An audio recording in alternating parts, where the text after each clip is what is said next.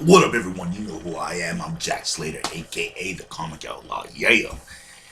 And I'm back. Oh my god, it feels so good to be back. Anyways. Got a little request. And this actually came from a good buddy of mine, Magnus. He wanted to experience a wrestler, and I let him pick one, and he picked this. Rob Van Dam. How's that song go? The fear I see when I look in your eyes makes you believe, makes you believe. The fear I leave in the back of your mind makes you believe I'm one of a kind. And this man truly is one of a kind. Check it out. Rob Van Dam. Back in the day, they made a 2-disc set. Now, Rob Van Dam is a very interesting guy. He actually has been almost everywhere. This guy's toured everything. He's done everything. I mean, all right, this guy he started off in Japan. He moved from Mexico. He bounced around, and then he got his big break in ECW. What? Yes. And I did an ECW video a little while back. And man, I love ECW. The spills, the thrills. And people say there was no storyline. There's none. That's complete bullshit. There were storylines. There were things here and there. I mean, that's like saying that everything that WWE did was solid gold. And we all know, golly gooker, sometimes it just didn't work out. But Van Dam and ECW held the world's television title for over 700 days. So much so that they called him the whole fucking show. Van Dam was the ruler of that motherfucker. And of course, through a payment dispute, Van Dam ended up disappearing for a while. He ended up reappearing in WWE, where he became Mr. Monday Night, according to Jerry the King Lawler. Now, Lawler had always hated ECW. And this is because, personally and also on TV, they kind of take things as a shoot. Like sometimes they'll take someone's real feelings and they'll be like, yeah, go ahead and talk about that. So when Van Dam went over, he just shitted on ECW completely. And this led to a few title runs. The Intercontinental Championship, for example, that he won from Benoit. Later on, he was in a badass Money in the Bank match where he ended up victorious. And of course, who do you think he challenged for the championship? Who was dominant at that time? I wonder who it was. For some reason, I can't see it. Maybe because he's such a douchebag. I know who it is. It's John Cena. Yes, he won the belt from Cena. And he became champion for a while. Until he had it taken away. Was it due to steroids? Was it due to massive amounts of booze and cocaine that a lot of these guys would shove down their throats each and every night? No. It was due to smoking the sweet, sweet Chiba. Yep. Our friend Van Dam was a bit of a stoner. And still is. And they stripped him of his title for that. So you could say his championship went up in smoke. But alas, that wasn't the end of Van Dam. For ECW got restarted in WWE. And God, it wasn't ECW. I mean, like, it was supposed to be ECW, but it wasn't ECW. Vince had other ideas for the program. Heyman wasn't exactly running it anymore. So it just became a big failure. A bigger failure than the XFL. Van Dam was there for a while. He bounced around for a bit. He ended up in TNA, where he participated in a lot of X Division matches. And if you haven't seen the X Division matches in TNA, man, oh man, You guys need to check that shit out. People talk a lot of shit about TNA, but it did have its highlights. X Division matches. The championship was on a ladder all the way up. Like, it was a lot of high flying, death defying type shit. AJ Styles made his bones there. Yeah, the great AJ Styles.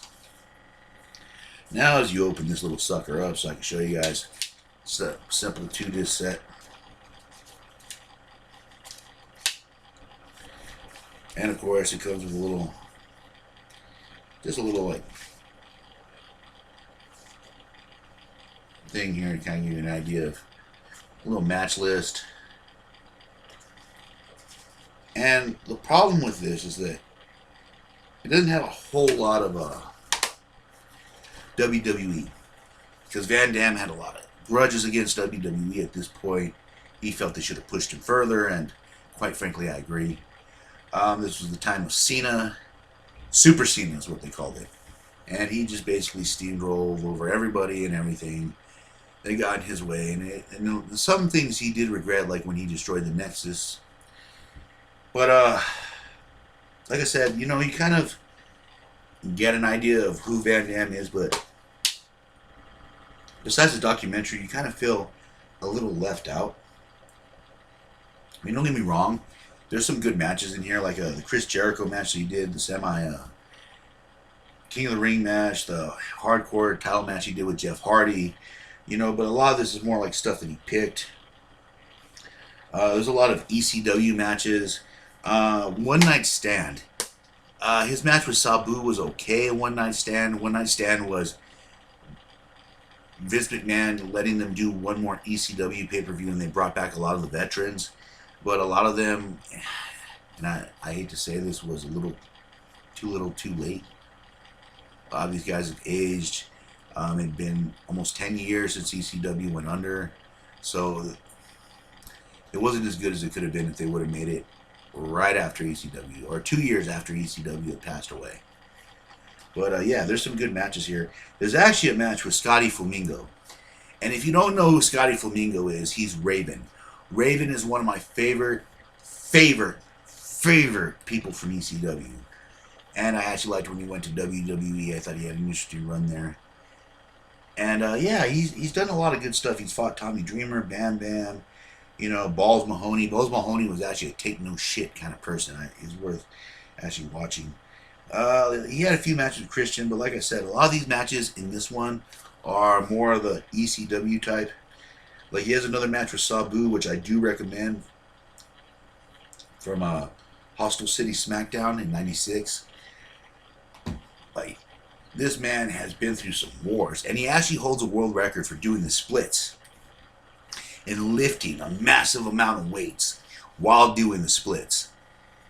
I mean, this guy is double tough, and back in his day, he would whoop your ass. I mean, he wasn't as big as the other guys, but the man was multi-talented. He could do a lot of different stuff in the ring. He could fight. He could do martial arts. He could jump off the top of the rope. He had a frog splash, which was a specialty of Eddie Guerrero. So they kind of had a not a mean feud, but a little friendly thing about it. But through the years, Van Dam has been the man. He's appeared. He kind of made up with WWE in a way. So he appeared on the Hardcore DVD. And he's done a few things afterwards here and there. But they really, and this is the problem that I see when they bring in people, even now from NXT, that if it wasn't Vince's creation, it seems to get put on the back burner a lot of times. I mean, like, there's certain people like AJ Styles where he was able to break that barrier, but other people, it doesn't seem like they get the chance that other people do that Vince had a hand in creating. Look at how they ruined DDP and they made him into a stalker and all that other shit. Or Barry Windham, they turned him into the stalker. He has a habit of just destroying these people. It's really sad. Why are you going to bring someone over from the independents? Or even just like your own NXT just to shit on them? I mean, like, if they got talent and you're just going to waste it having them job out or having them get their asses kicked, why the fuck bring them up in the first place? And I know the wrestlers, you know, you have to take the money. You have families to feed. But, man, if you're going to treat people like that, that's fucked up. If someone has talent, You treat them like a two-piece with motherfucking biscuits and gravy. See what I'm saying? See what the fuck I'm saying? But man, Van Dam, this is worth watching. Actually, going online and watching a lot of Van Dam's matches is just worth watching. This man was a great heel. He was a decent good guy. His man could do it all. I loved it when he was a heel. When he was just that arrogant bad guy that would tell you that he's the whole fucking show and that he's Rob Van Dam. I love that. Let's do that again. I mean, that man, he was arrogant, but he could back his shit up every inch of the fucking way. So yes, I recommend watching this. I recommend watching any of his shows on the WWE Network or on YouTube. You will not be disappointed. This is a 2-disc set. It's not that bad. I wish it would have been 3. You could have easily filled it out to 3. He's done a lot of different stuff because they own the rights for ECW and WWE. They could have filled it out to a 3rd disc. I mean, minus his TNA career, they could have really just blown this out of the water. But it is what it is. But check it out, though. Really cool. Definitely one of a kind. Highly recommend it. And as you can see, this is PlayStation 2 compatible. So this is how old this disc is. And they haven't made another one. That's what I'm saying, y'all. That's the appreciation Vince has for people that come in through another territory. Usually. But anyways, I'm the Comic Outlaw. And man, if you're out there, spread the word, man. Subscribe, like, comment, raise a little hell. Know that I'm always here. And I love a good barbecue. And as always, I'll catch you on the flip side.